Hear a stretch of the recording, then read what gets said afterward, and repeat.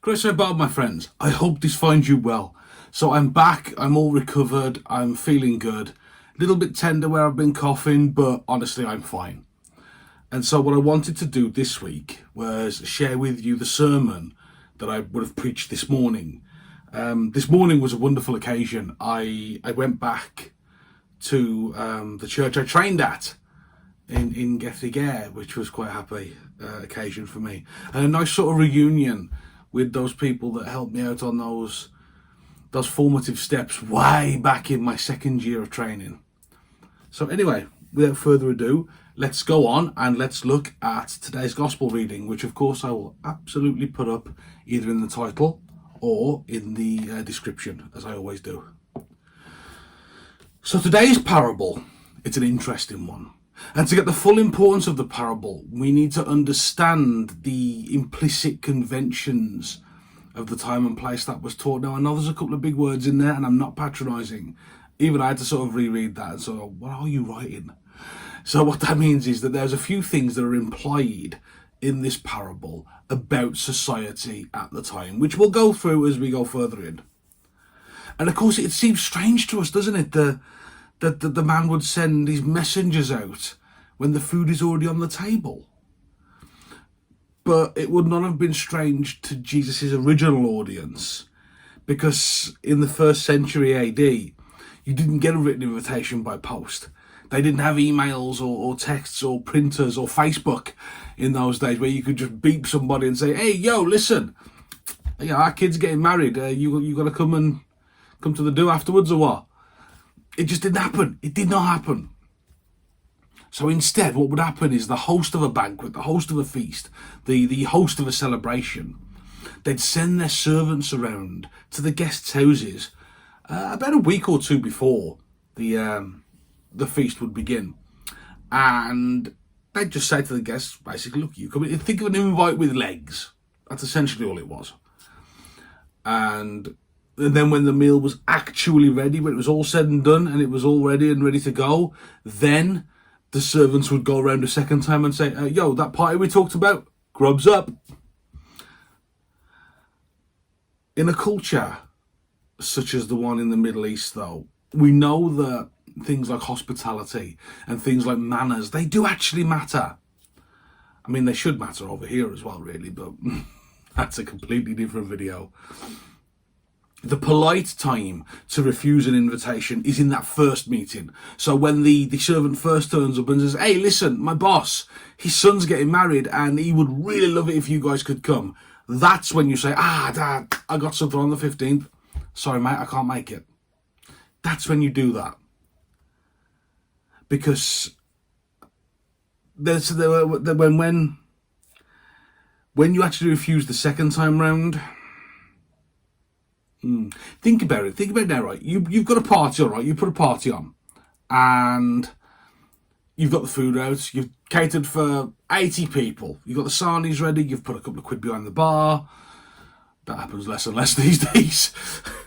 But you turn up to these parties, I'm old enough to remember those sorts of parties. You turn up to those parties and everybody who RSVP'd saying, yeah, we'll come, suddenly doesn't turn up. Yeah. You see what I'm saying there, don't know? It's a massive inconvenience. And refusal at the time of the second invitation, that is actually when the servant turns up and says, right, party's ready, you coming or what? It shows a lack of respect for the host, or even contempt. You're forcing him to spend money that you had no intention of taking. So all of a sudden, he's out of pocket. Refusal to come to the feast, though, in our parable today, it did not stop the celebration going forward. You see, what the king does is he sends his servants out, and he sends them out to invite people from the street corners. I've got it written down here, from the street corners, from the highways and byways to come to the wedding feast. His servants, they go out with zeal. Think about that, with zeal. That word zeal, it means enthusiasm. It means that word of, you run up to people in the street and go, hey, listen, my boss is having a party, it's going to be amazing. Totally free, you ain't got to spend a penny and you get free food and drink. You coming or what? How many of us would say no to that? I know I wouldn't. That's probably how I'll end up getting kidnapped one day, but I know I wouldn't say no. But if we take the king in this parable, if we take the man in this parable, and we see him as being somewhat representative of God, maybe, then we can see that invitation is made to each of us. And of course, there is a little sting in the tail of this particular parable, isn't there? There's a man who turns up to the wedding who isn't wearing the right clothes, and he gets told, jog on. Now, in my research for this, I actually used some of these books, these old DVDs, sorry, some of these books that you can see behind me. I actually used some of them. Yay! I know. I could almost hear my trainers at the college going, yay! And this one especially, this one would make Reverend Dr. Jordan Hillebert. He knows I love him. But this, the reference I'm about to use, would actually make him smile. If he ever gets to see any of these, this would make him smile, right? The reference is this. St. Augustine suggests that the reason that the man is ejected from the party, that is ejected from the wedding feast, is because that the king, had provided wedding clothes. He'd given robes. He'd gone out and he'd spent. And imagine buying everybody a suit and then somebody turns up in a tracksuit. That's pretty much what happened.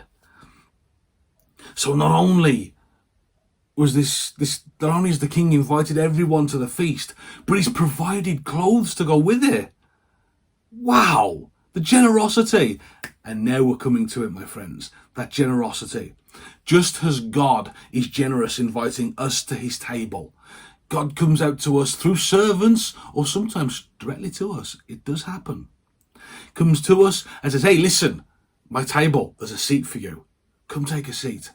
Or one of his servants, some bozo like me that puts a collar on, or someone who just has the Holy Spirit about them, will come to you and say, hey, listen, have you heard about God? Because you got a place at his table, and I would love to show you to it.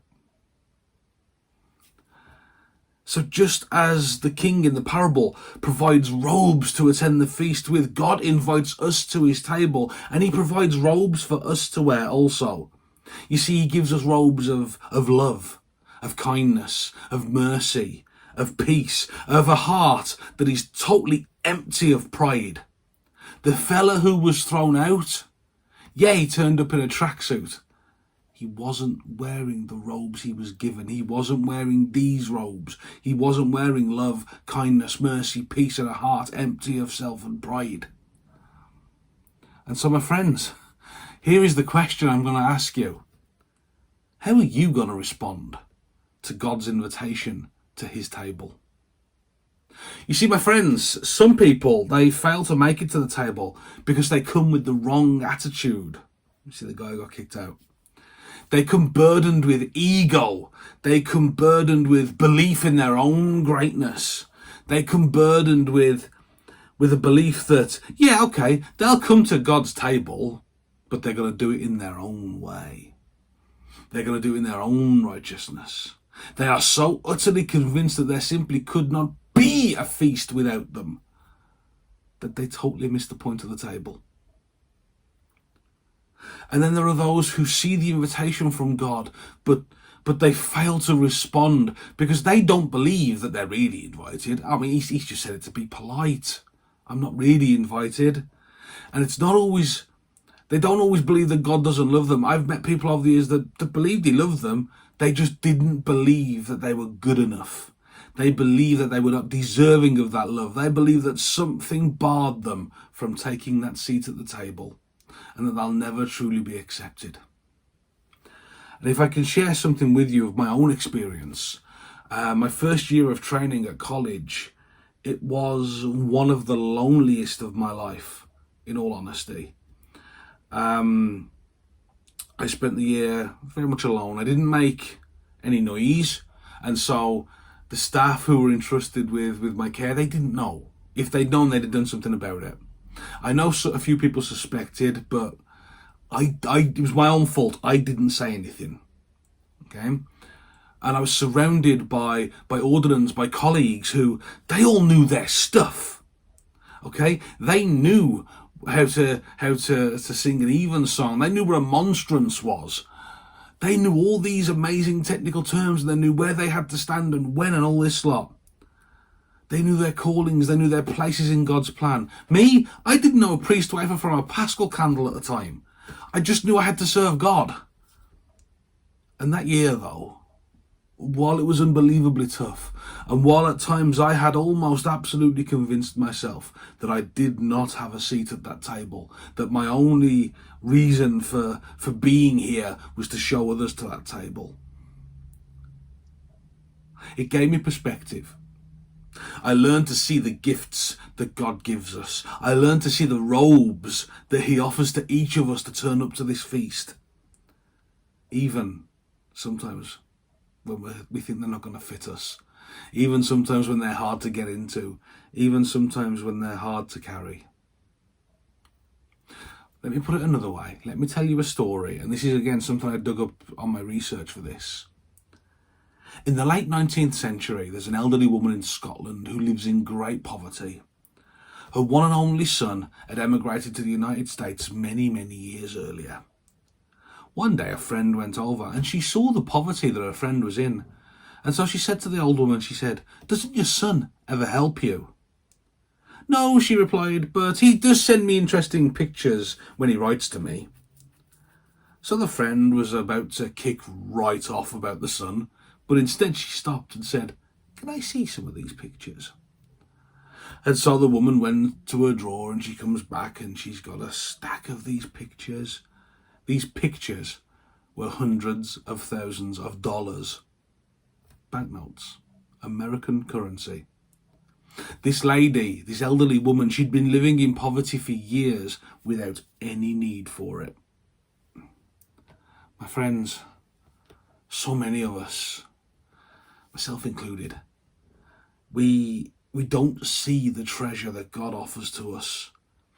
Often, we simply don't understand the value of the gift that we've been given.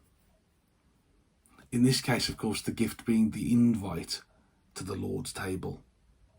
So many of us don't believe that we're worthy of that honour. So many of us don't believe that we deserve to be sat at that table. My friends, it's not about that. It's not about that.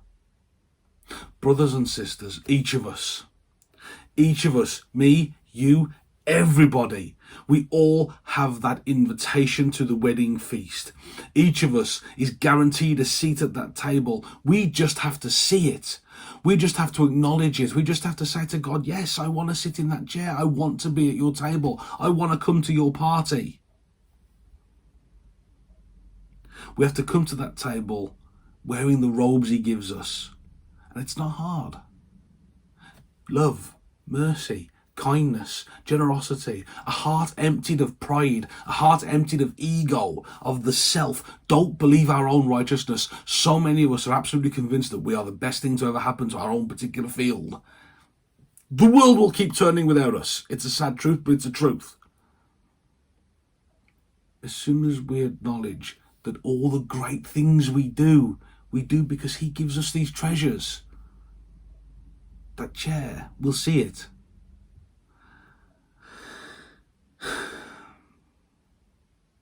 God and his boundless joy in us. God, his delight in our presence. And God, with his endless love for us, has given us that chair. All we have to do is leave ourselves at the door, is to check our egos into the coat check room, to just come in, sit down, and love one another. That's it.